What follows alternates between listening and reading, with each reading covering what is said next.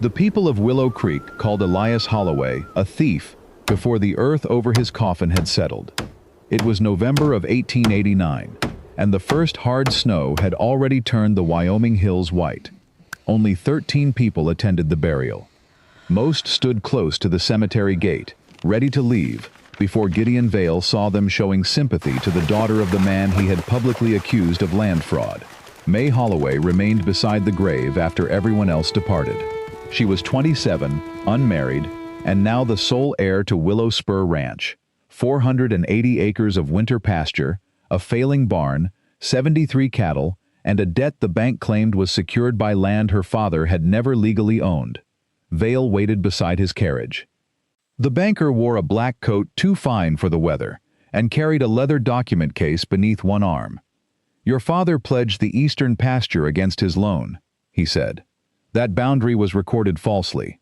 The bank will auction Willow Spur on Monday unless you surrender the property voluntarily." My father did not falsify anything. Every dishonest man leaves someone behind to say that. May's hand tightened around the brass compass she had found in Elias's coat after his death. Vale noticed it, but his expression did not change. "You have 5 days," he said. He climbed into his carriage and left her standing between her father's grave and the land he meant to take. That evening, May locked herself inside Elias's study. She examined loan papers, cattle accounts, tax receipts, and every county notice Vale had sent during the previous year. The figures told a strange story. Her father had borrowed $1,200, yet the bank demanded nearly twice that amount. Charges for inspections and boundary corrections appeared without signatures or dates. Elias had taught May bookkeeping when she was 12. Numbers behaved differently from men. They could be concealed, but they could not be persuaded to forget what had happened. Shortly before midnight, the compass slipped from her tired hand and struck the floor beneath his desk. One board answered with a hollow sound. May pried it loose with the stove poker. Inside the narrow space rested an oilcloth packet containing a survey map, an iron key, and a letter written 3 days before her father's death. "May, Vale changed the eastern line because he wants the spring, and whatever the railroad promised him beyond it. The county map cannot be trusted, neither can the men who signed it. Take my private survey to Silas Boone at Bitter Ridge. He can read what I marked in red. I prepared him for the day Vale came for Willow Spur. People say Boone abandoned this town. That is not the truth. The town abandoned him first. At the bottom of the map, beside a line of red symbols, Elias had written 4 final words. Trust the man with nothing to gain. May packed the map inside her coat, saddled her gray mare, and rode south, through gathering snow. Bitter Ridge lay 15 miles away. By the time she reached it, ice had formed along her reins and darkness had swallowed the trail. One lantern burned inside a solitary cabin beyond the gate. A tall man emerged from the barn carrying a rifle low at his side. "Miss Holloway," he said, recognizing her before she spoke, "your father is dead." It was not a question. "The bank took his name before they took his ranch," May replied. She removed the oilcloth map and held it between them. "He said you could help me take both back." Silas Boone stared at the packet. Then his eyes dropped to the brass compass in her other hand. For the first time, the lonely rancher looked afraid. "Come inside," he said. "If Elias gave you that compass, we have less time than you think." Silas locked the cabin door after May entered, then carried the map to a table beneath the window. The room was plain but orderly. One iron stove, 2 chairs, a shelf of well-used books, and no photograph suggesting that anyone had ever shared the place with him. May removed her wet gloves while Silas opened the oilcloth. The moment he saw the red markings, he stopped breathing. "You drew the original lines," May said. 8 years ago. Silas fetched a leather field book from a locked chest. Its pages contained distances, compass bearings, sketches of ridges, and survey numbers. He placed one page beside Elias's map. The western and northern boundaries matched. The eastern boundary did not. "The county plat moves your line almost half a mile west," Silas explained. "It puts Holloway Spring outside the ranch. Without that spring, Willow Spur cannot support 73 cattle. and Vale can claim your father mortgaged acreage he never owned. May understood the trap now. The false boundary did more than reduce the ranch. It transformed Elias from a debtor into a criminal and gave the bank grounds to seize everything. Why did you not expose this? I tried. Silas's voice became quieter. His field partner, Nathan Rusk, had delivered their original measurements to the county office. When the official plat appeared, 3 property lines had changed. Silas objected, but Rusk produced a second notebook bearing Silas's forged signature. 2 landowners testified that Silas had accepted money to enlarge their claims. Vale paid them? May asked. I could never prove it. By the time the hearing ended, I had lost my position, and my name was worth less than my saddle. So you came here and let the town believe the lie. Silas did not defend himself. I thought silence could keep Vale from harming anyone else connected to me. Did it? The question landed harder than an accusation. No, he said. May examined the red symbols her father had drawn. One resembled the mark Elias used in his cattle ledgers whenever an animal had been removed from the active count but still belonged to the ranch. This means hidden, not lost. Silas followed the red line with one finger. It ends at the old creek bed. Was there a marker there? A granite witness stone. We buried an iron survey pin beneath it. The pin carries my registration number. If it remains there, it proves which map is genuine. It proves where I placed the boundary. We would still need records connecting Vale to the altered plat. Then we find both. Silas looked at her with the cautious respect of a man discovering that the grieving daughter before him had already become his equal in the fight. The witness stone is 9 miles north, he said. We leave before daylight. I can ride there alone. I know. His answer disarmed her more effectively than an argument. But Vale gave you 5 days, he continued. If he has someone watching Willow Spur, he already knows you came here. Another rider means another pair of eyes. May considered him, then nodded. You read the land. I read the bank's accounts. Neither of us withholds evidence from the other. A partnership? Until Willow Spur is safe. Silas extended his hand. May took it. Outside, snow gathered over a second set of tracks near the gate, hoofprints belonging to neither May's mare nor Silas's gelding. They led north toward Willow Creek. Someone had watched her enter the cabin, and by morning, Gideon Vale would know exactly whom Elias Holloway had trusted. They left Bitter Ridge 2 hours before sunrise. Silas rode ahead with a shovel tied behind his saddle. May followed with the map protected beneath her coat, and her father's compass hanging from a cord around her neck. Snow had buried the wagon road, leaving only fence posts and dark ridges to guide them. At Split Rock, Silas dismounted. Your father's first red line begins here, he said. Set the compass to north. May opened the brass lid. The needle trembled in the wind before settling. Silas showed her how to align the compass with the bearing written in his field book. He did not take the instrument from her or correct her by moving her hands. He explained once, waited, then let her find the direction herself. 38 degrees west, May said. Silas checked her work. Exactly. They followed the bearing across the frozen grass. May counted every 100 paces while Silas watched the shape of the land. After half a mile, the line brought them to the dry creek bed. The granite witness stone was gone. Only a shallow pit remained beneath the snow. Vale found it first, May said. Silas knelt and brushed loose earth from the hole. The marks of a pickaxe were fresh. Someone had removed the stone within the last 2 days. Then the pin is gone too, he said. May unfolded her father's map. One red mark ended at the missing stone, but a second continued 20 paces east. My father knew Vale would search here. She followed the new line toward a cluster of dead sagebrush. The compass directed her to an ordinary patch of frozen ground. Silas struck it with the shovel and heard metal beneath the soil. Together they cleared away 6 inches of earth and uncovered a narrow iron tube sealed with wax. Inside lay the original survey pin, its head stamped with Silas's registration number, and a folded page protected by oiled cloth. Silas opened it. The document was an affidavit signed by Elias Holloway 3 years earlier. It stated that Nathan Rusk had visited Willow Spur after dark and confessed to replacing Silas's field measurements under Gideon Vale's orders. Rusk had been promised $200 and safe passage to Colorado. At the bottom appeared the name of a witness, Ruth Calder, the widow who had once operated the stage station north of town. "Is she alive?" May asked.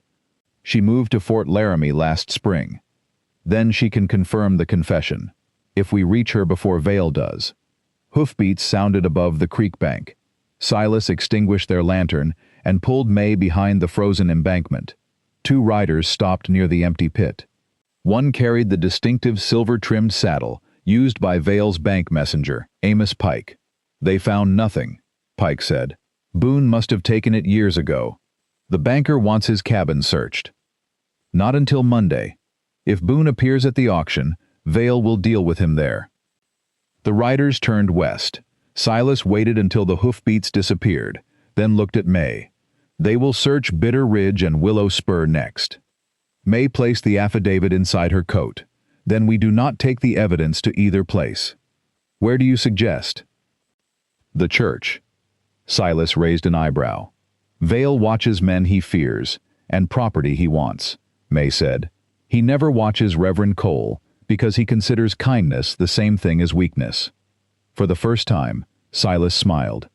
It changed his face so completely that May forgot the cold for half a second. "Your father prepared me to read the map," he said. "It appears he prepared you to finish it."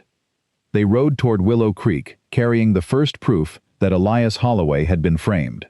Behind them, Amos Pike emerged from a stand of cottonwoods. He had doubled back alone and watched them leave the creek bed. Reverend Cole did not ask why May and Silas arrived before morning service, with mud on their boots and an iron survey pin wrapped in altar linen. He listened while May explained, read Elias's affidavit twice, then unlocked the church's stone baptismal base. Beneath its removable copper basin was a hollow space large enough to hold the evidence. "My father trusted you," May said. "He trusted me to bury him," Cole replied. "I suspect he hoped I would also help bury the lie." May kept the original map with her. Silas carried his field book. They went directly to the courthouse and petitioned Judge Edwin Harrow to postpone Monday's auction. Gideon Vale was already waiting inside. Amos Pike stood behind him, watching May with the satisfaction of a man who believed he knew where she had hidden something. May gave him no reason to question that belief. Vale attacked Silas first. "Mr. Boone was dismissed for falsifying surveys," he told the judge. "His testimony has no standing." "Then ignore his testimony," May said. "Examine the bank's arithmetic." She placed her father's loan statements on the judge's desk. Elias had borrowed $1,200 at 8%. Even including 2 missed payments, the lawful balance was less than $1,400. Vale's foreclosure notice demanded $2,086. May identified duplicate inspection charges, unexplained penalties, and 3 payments the bank had received but never credited. Judge Harrow turned toward Vale. "Can you explain these figures?" "My clerk can." "Your name appears beneath every total." Vale's composure tightened. May then presented a copy of the private survey, withholding the affidavit and iron pin. Silas's field book supported the map, but Judge Harrow agreed that neither alone settled ownership. "I will suspend the auction for 10 days, he ruled. "Miss Holloway must locate the witness named in her father's records and request a territorial review. Because the bank's claim is secured, a bond of $1,500 must be posted by noon tomorrow." May's hope collapsed as quickly as it had risen. Willow Spur held livestock, land, and equipment, but almost no cash. Vale knew that. His faint smile confirmed it. "I'll post the bond," Silas said. May turned sharply. "With what?" 40 head from Bitter Ridge. "That is most of your winter herd." "It is enough." "No. You agreed to help prove the boundary, not lose your ranch beside mine." Silas looked at her, calm and immovable. "A partnership in which only one person risks anything is merely employment. You did not hire me." Judge Harrow waited. May wanted to refuse. Accepting another person's sacrifice frightened her, because it created a debt no ledger could measure. Yet refusing would hand Willow Spur to Vale on Monday. "Write the bond," she said. Silas signed his cattle as security. Outside the courthouse, Vale intercepted them on the steps. "The railroad will select its freight spur next month," he said quietly. "Holloway Spring is the only reliable water between Willow Creek and the southern grade." Elias understood what that made his land worth. He should have taken my offer. "So this was never about the loan," May said. "It is always about the loan once the borrower cannot pay." Vale looked at Silas. "When the 10 days end, I will own Willow Spur. If Miss Holloway continues, I may own Bitter Ridge as well." Silas stepped beside May, close enough that Vale had to address them together. "Then you had better hope," Silas said, "that 10 days is not enough." Vale walked away, but May saw Amos Pike waiting across the street. His coat pocket carried a ring of newly cut keys, and one of them looked exactly like the key to Reverend Cole's church. May waited until Vale disappeared into the bank, then told Silas about the keys in Amos Pike's pocket.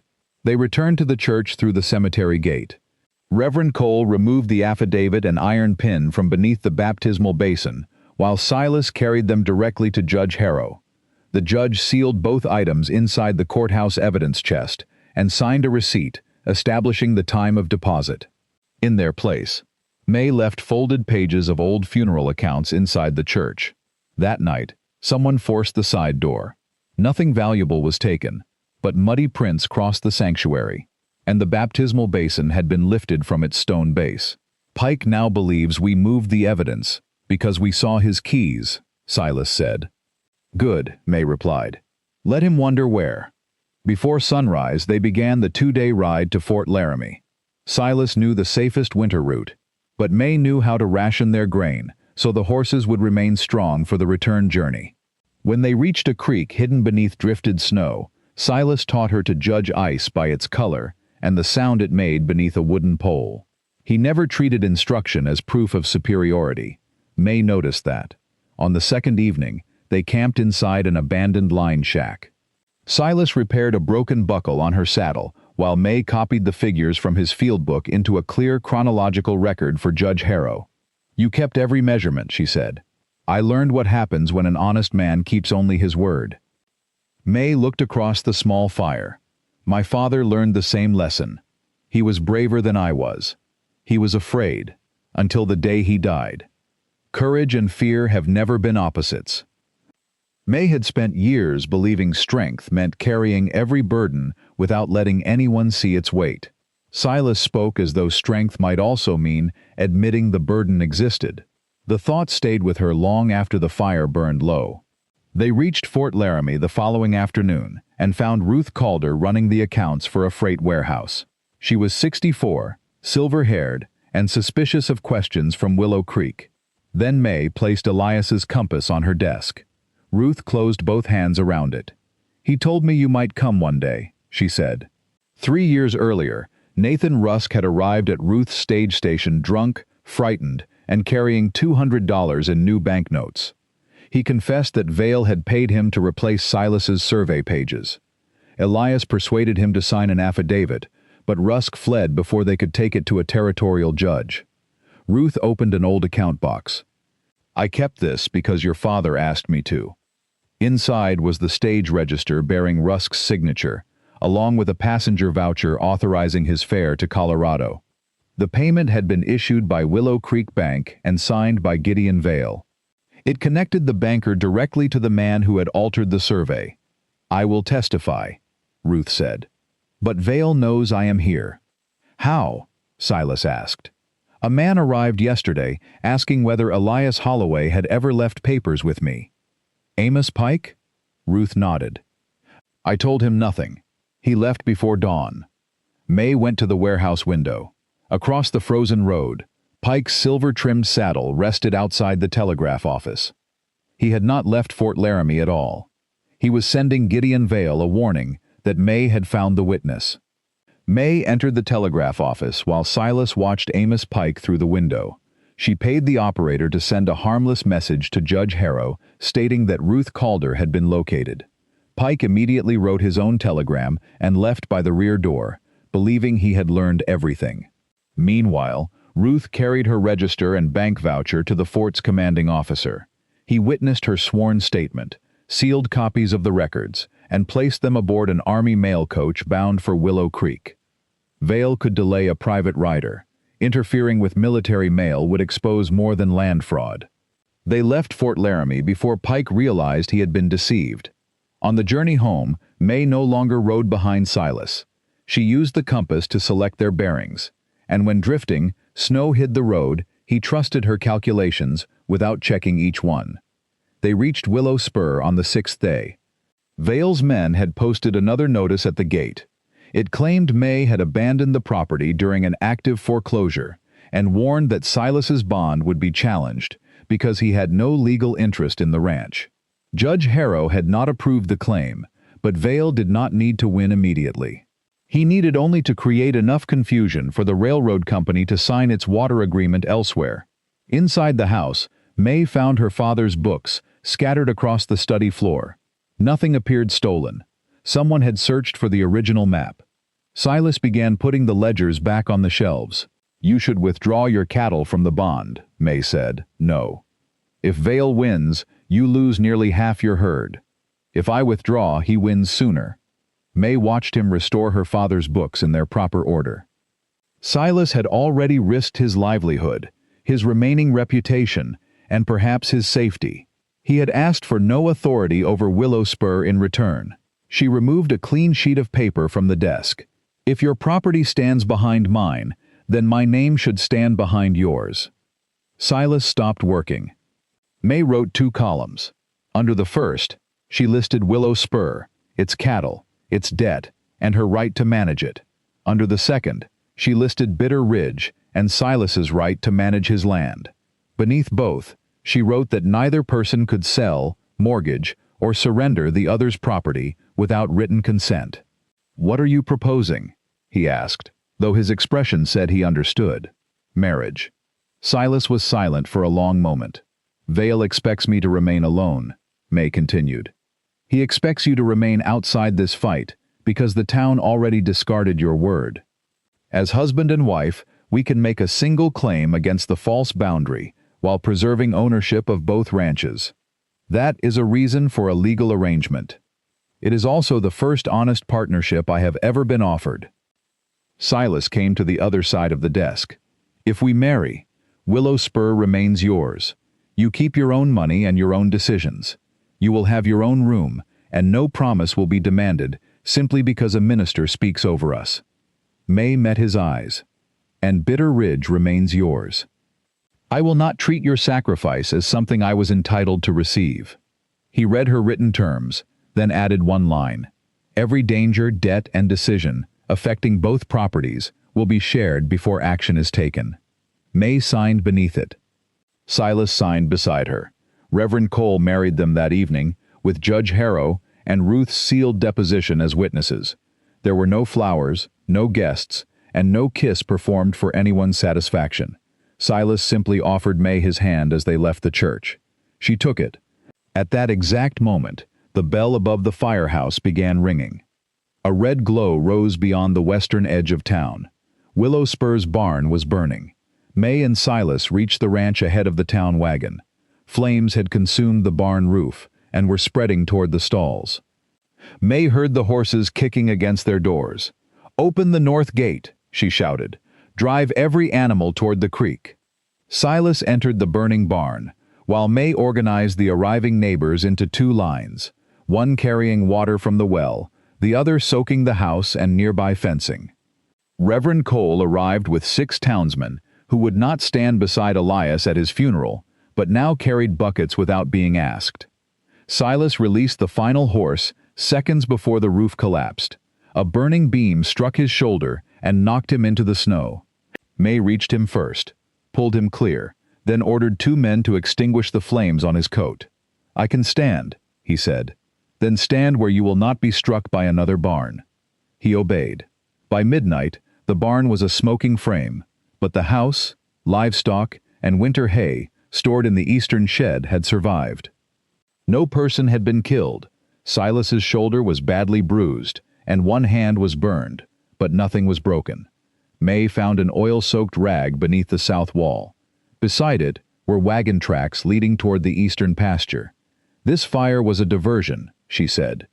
Silas followed the tracks until they separated near the fence. One wagon had returned toward town. The other continued toward Holloway Spring. Inside the house, May bandaged his hand while he sat at the kitchen table. Her movements were precise, but her fingers trembled whenever she thought he was not watching. "You did not have to enter the barn," she said. "There were horses inside. You could have died on the evening we married. That would have made our agreement unusually brief." May stared at him. Silas's mouth shifted with the smallest trace of humor. It vanished when he saw that she was not amused. "If tonight changes your decision," he said, "I will not hold you to the marriage. Do you believe I married you because I expected safety? I believe you had suffered enough before I entered your life. You did not bring this fire. My presence gave Vale another target." May tied the bandage and met his eyes. "Then it also gave me someone who ran into a burning barn for animals that were not his. They became partly my concern when I signed your terms." "No," May said quietly. "They became your concern the moment you saw they needed you. That is different." Silas had no answer. A knock interrupted them. 12-year-old Daniel Cole stood outside, breathless from his ride. He had followed the second wagon at a distance and seen Amos Pike unloading wooden crates near Holloway Spring. Silas examined the mark Daniel drew in the frost on the table. It was the manufacturer's symbol for blasting powder. Vale did not intend merely to move another survey marker. If Pike collapsed the spring stone channel, the water would drain into the eastern ravine, onto property already controlled by the bank. The altered flow would support Vale's false boundary and make the railroad choose his land. May looked at the clock. Dawn was 4 hours away. "Your shoulder cannot manage a rifle or a shovel," she told Silas. "I can still read a survey line, and I can follow one." She placed her father's compass around her neck and took the hidden map from the desk. They saddled fresh horses and rode toward the eastern pasture together. Beyond the ridge, 3 lanterns moved around Holloway Spring. Amos Pike and 2 hired men were already setting the charges. Before leaving Willow Spur, May had sent Daniel Cole back to town with instructions to wake Judge Harrow and Deputy Marshal Reed. She did not know whether help would arrive in time, so she and Silas approached the spring as though no one else were coming. They tied their horses below the ridge. From the shelter of the cottonwoods, Silas studied the lanterns. Pike's men had drilled 4 holes along the stone channel and connected them with powder fuses. "If all 4 charges ignite," Silas whispered, "the eastern wall will collapse. The water will follow the ravine onto Vale's property." "How long will the fuse burn?" "Perhaps 90 seconds. May opened Elias's map and used the compass to align herself with the original survey line. Her father had marked a narrow overflow trench north of the spring, now hidden beneath snow.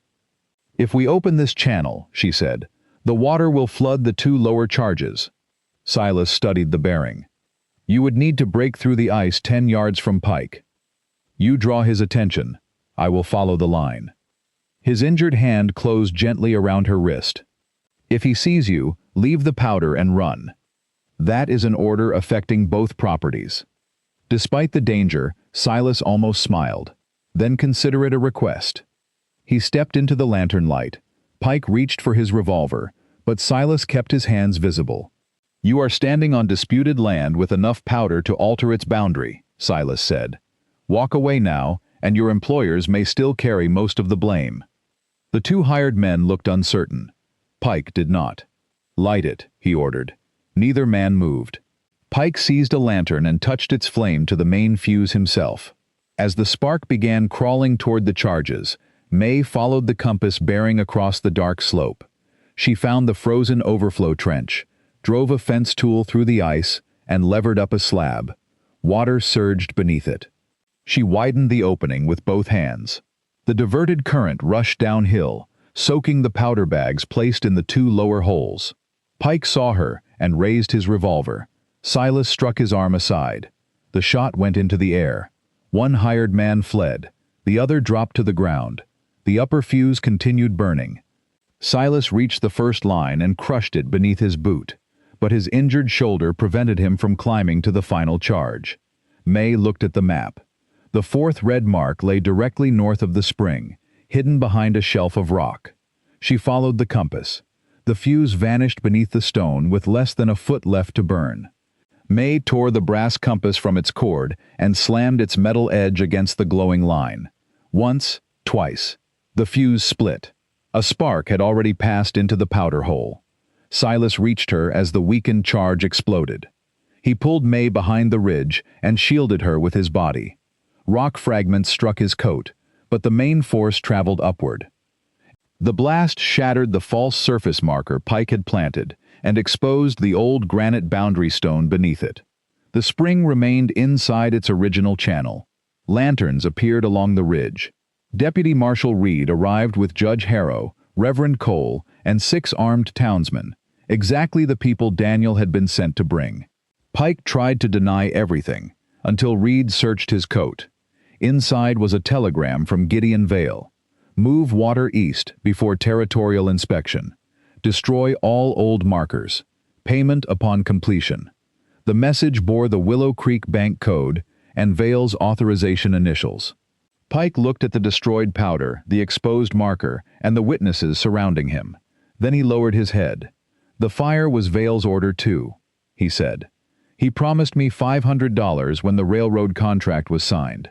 Judge Harrow directed Reed to place Pike under arrest and secure the surviving powder crates. As dawn rose, the people of Willow Creek gathered around the uncovered granite stone. Silas's original survey number was still carved into its frozen face. May stood beside him, soot on her wedding dress, and her father's dented compass in her hand. The map had led them to the truth. Now they had to make the town face it. Judge Harrow moved the hearing from his small courtroom to the town hall because half of Willow Creek arrived before sunrise. Gideon Vale sat at one table with 2 attorneys. May and Silas sat opposite him with Elias's map, Silas's field book, and the records May had organized into a single chronological file. May presented the financial evidence first. She showed that Vale had doubled inspection fees, concealed 3 payments, and added penalties not permitted by Elias's loan agreement. Then she produced the freight company's preliminary proposal, proving that Vale knew Holloway Spring would become valuable months before he initiated foreclosure. Silas explained the original survey. The iron pin carried his registration number, while the newly exposed granite stone matched the bearing recorded 8 years earlier. A territorial surveyor appointed by Harrow confirmed that the altered county plat could not have been created from Silas's genuine field measurements. Army Mail delivered Ruth Calder's sworn deposition during the hearing. Her stage register proved Nathan Rusk had fled toward Colorado. The bank voucher proved Vale paid for his passage. Elias's affidavit documented Rusk's confession 3 years before the current dispute, defeating Vale's claim that May and Silas had recently invented the story. Finally, Deputy Marshal Reed presented the powder crates, Pike's telegram, and Pike himself. The banker ordered me to burn the barn and move the spring, Pike testified. He said the railroad contract would cover every expense. Vale's attorney rose. Mr. Pike is confessing to save himself. Then disregard his words, May said. The bank code on the telegram, the payment voucher, the altered accounts, the physical survey markers, and Mr. Vale's private railroad proposal all say the same thing. Vale turned toward her. You would have lost Willow Spur without Boone, he said. Your marriage is merely another fraudulent arrangement. May remained standing. My marriage does not alter the numbers in your books. It did not stamp Silas's survey pin 8 years ago or place your signature on Nathan Rusk's fare. You believed a daughter grieving alone would be easier to defeat than her father. You were wrong about the first part. Silas looked at her but said nothing. This was her evidence, her ranch, and her answer to give. Judge Harrow voided the foreclosure and restored the eastern boundary of Willow Spur. He ordered the bank to credit every concealed payment and remove the unlawful fees, reducing Elias's debt to $1,312. Silas's cattle were released from the bond. Vale was referred for prosecution on charges of fraud, conspiracy, arson, and attempted destruction of property. Reed arrested him before the town he had expected to remain silent. No one cheered as Vale was taken outside. They simply watched without lowering their eyes. That evening, May visited her father's grave. Silas remained several steps away until she held out her hand. "When this began, I told you our partnership would last until Willow Spur was safe," she said. "It is safe." "Yes." Silas's expression remained calm, but May saw the old expectation beneath it, the belief that once he was no longer useful, he would again be left alone. She placed his hand over the dented brass compass. "I do not want our marriage to end with the fight." "Why?" "Because you never once asked me to become smaller, so you could stand beside me." Silas closed his fingers around hers. "I have lived alone long enough to mistake it for peace," he said. "I would rather learn the difference with you." Together, they walked back toward Willow Spur. The burned barn still waited to be rebuilt, the debt still had to be paid, and marriage remained a promise they had only begun to understand. For the first time, neither of them faced those things alone. The case against Gideon Vale continued beyond the hearing, but his power in Willow Creek ended that morning. A court-appointed receiver audited the bank. Families who had been charged false fees received corrected accounts, and 2 ranchers recovered property Vale had taken through altered loan records. Amos Pike's testimony, Ruth Calder's documents, and the attempted destruction of Holloway Spring gave the territorial prosecutor more than enough evidence to proceed. May did not wait for the trial to rebuild her life. The railroad company returned with a new proposal for access to Holloway Spring. This time, May negotiated the agreement herself. She allowed the company to draw a measured amount of water while preserving Willow Spur's ownership, cattle supply, and the community's existing access. The first payment cleared Elias's remaining debt. May carried the final receipt to her father's grave and placed it beneath a small stone. "You left me a map," she said, "but you also left me the courage to follow it." By spring, a new barn stood where the old one had burned. Some of the same townspeople who had avoided Elias's funeral raised its beams. May did not pretend their earlier silence had never happened, but neither did she refuse honest work offered too late. Communities, like barns, were sometimes rebuilt from pieces that had survived the fire. Silas's name was formally cleared by the Territorial Survey Office. He declined his old position, but accepted private work for families who could not afford to have their boundaries questioned by powerful men. May often accompanied him. She became skilled enough with a compass and field chain to check his measurements, and skilled enough as his wife to tell him when he was being stubborn merely because silence felt familiar. He, in return, learned that May's independence did not mean she wanted solitude. It meant she wanted every choice to remain hers, including the choice to share her life. Their original marriage agreement remained inside the desk at Willow Spur. Neither property was ever transferred without the other's consent. Bitter Ridge and Willow Spur kept separate deeds, but a wide gate connected their pastures, and that gate was rarely closed. The spare bedroom Silas had insisted she keep became their survey office after May quietly moved his belongings from it one winter evening. He found them in her room, understood the invitation, and did not spoil the moment by asking a foolish question. Years passed. They expanded the herd, established a fair water cooperative, and taught young ranchers how to read loan papers before signing them. Ruth Calder visited every summer. Reverend Cole kept the false funeral accounts that had once fooled Pike and enjoyed telling the story, more than was strictly necessary for a minister. Elias's private map was framed in the Willow Spur office. Beside it hung the brass compass. Silas repaired its broken cord and replaced the cracked glass, but May refused to let him remove the dent left when she used it to cut the burning fuse. "That mark is part of its direction now," she told him. On the 20th anniversary of their practical wedding, Silas found May standing beside Holloway Spring, checking a boundary they both knew by heart. "You still checking my work?" he asked. "Someone must." He offered his hand, just as he had outside the church all those years earlier. May took it. Their marriage had begun as ink beneath 2 columns, a defense against a banker who believed a grieving woman and a disgraced surveyor could be defeated separately. It endured because they never asked the other to surrender what made them strong. Gideon Vale had tried to take Willow Spur with a false map. Instead, the true one led May to the man who helped her keep her land, restore her father's name, and discover a home neither of them could have built alone.